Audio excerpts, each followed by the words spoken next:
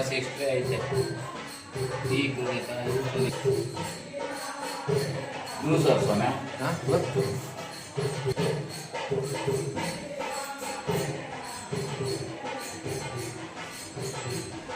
ಕೊಡುಪೇಟೆ ದಂಟ ಇಲ್ಲ.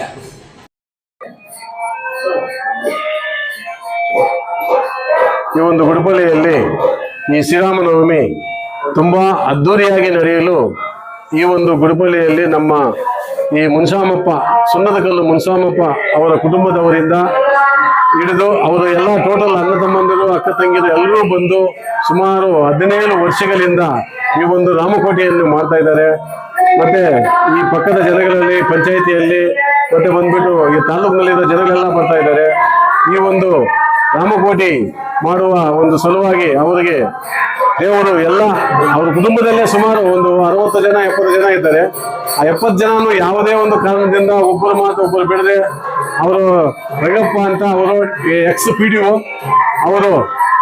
ಅವರು ಮಾತು ಯಾವುದೇ ಮಾತಿಗೂ ಅವರು ಗೆರೆ ಹಾಕಿದ್ರೆ ಅವರು ಬಿಡಲ್ಲ. ಆ ತರ ಇದೆ ಆ ಕುಟುಂಬದಲ್ಲಿ. ಅಂತ ಕುಟುಂಬದಲ್ಲಿ ನಾವು ಹುಟ್ಲಿಲ್ಲ ಅಂತ ನಮ್ಗೊಂದು ಆಸೆ ಇದೆ. ಅಂತ ಕುಟುಂಬ ಸಿಗ್ಬೇಕು ಯಾರಿಗಾದ್ರೂ ಆಗ್ಲಿ. ಅಂತ ಕುಟುಂಬದಲ್ಲಿ ಹುಟ್ಟಿ ಇಂಥ ಕಾರ್ಯಗಳು ಮಾಡಬೇಕು ಅಂದ್ರೆ ಅದು ಒಂದು ಪುಣ್ಯದ ಫಲ ಅದು.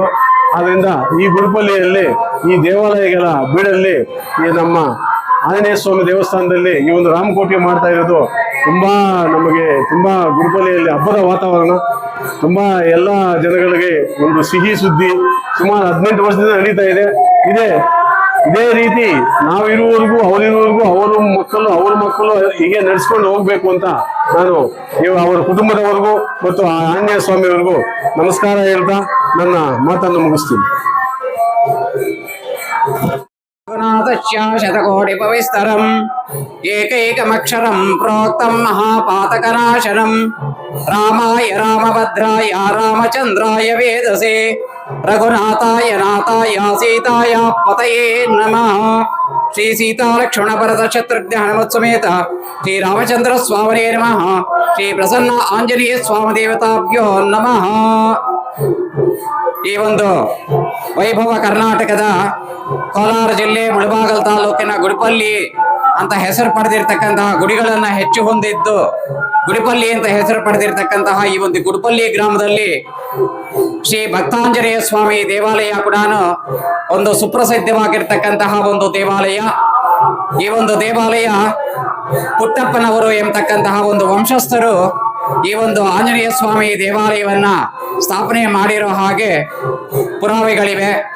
ಈ ಒಂದು ದೇವಾಲಯವನ್ನ ಅವರು ಮೊದಲಿಂದಲೂ ಕೂಡ ಈ ಒಂದು ಕಾರ್ಯಕ್ರಮಗಳನ್ನ ಶ್ರೀರಾಮನವಮಿ ಕಾರ್ಯಕ್ರಮಗಳನ್ನ ಹಾಗೂ ಹನುಮಂತೋತ್ಸವಗಳ ಕಾರ್ಯಕ್ರಮಗಳನ್ನ ಹಾಗೂ ನವರಾತ್ರಿ ಕಾರ್ಯಕ್ರಮಗಳನ್ನ ನಡೆಸ್ಕೊಂಡು ಅನಾದಿ ಕಾಲದಿಂದ ಬಂದಿರ್ತಾರೆ. ಈ ಒಂದು ಆಂಜನೇಯ ಸ್ವಾಮಿ ಬಹಳ ಮುಖ್ಯವಾಗಿರ್ತಕ್ಕಂತಹ ಪ್ರಾಣನಾಥ ಎಂಬತಕ್ಕಂತಹ ಒಂದು ಹೆಸರನ್ನ ಪಡೆದು ಎಲ್ಲರಿಗೂ ಸಹ ಅಭಯವನ್ನು ನೀಡಿರ್ತಕ್ಕಂತಹ ಭಕ್ತಾಂಜನೇಯ ಸ್ವಾಮಿಯಾಗಿ ಈ ಗ್ರಾಮದಲ್ಲಿ ನೆಲೆಸಿದ್ದಾರೆ.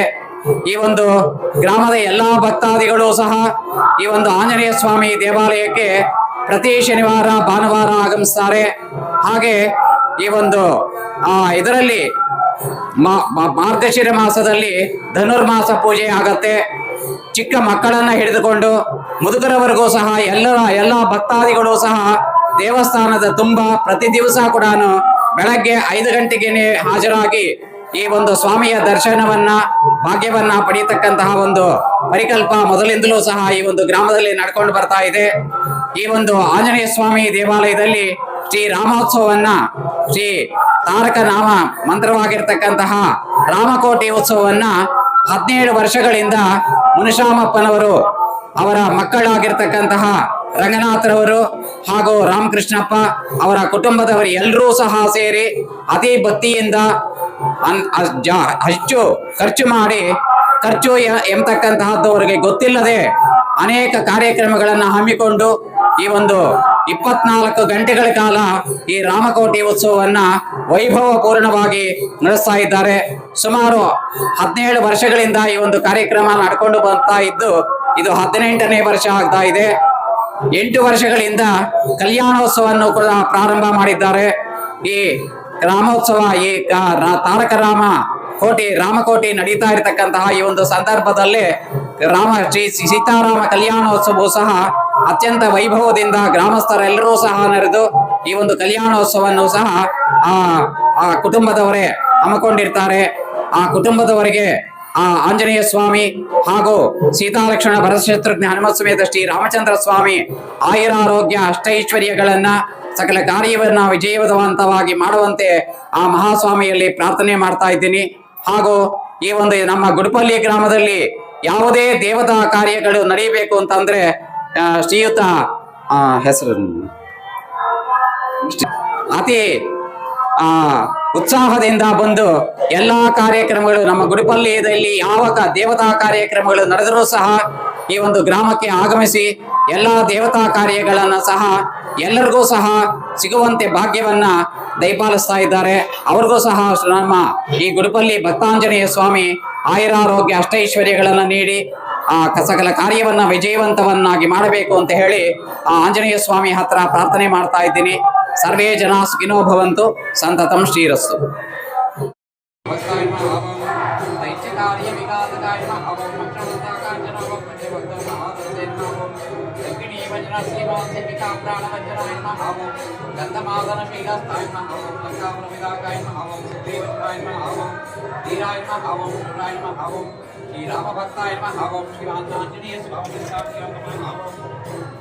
ಮಂಗಳಾರತಿ ಮಾಡಿದ್ರೆ ಸಾಕಲ್ಲ. ಸಮರ್ಪಯಾಮಿ.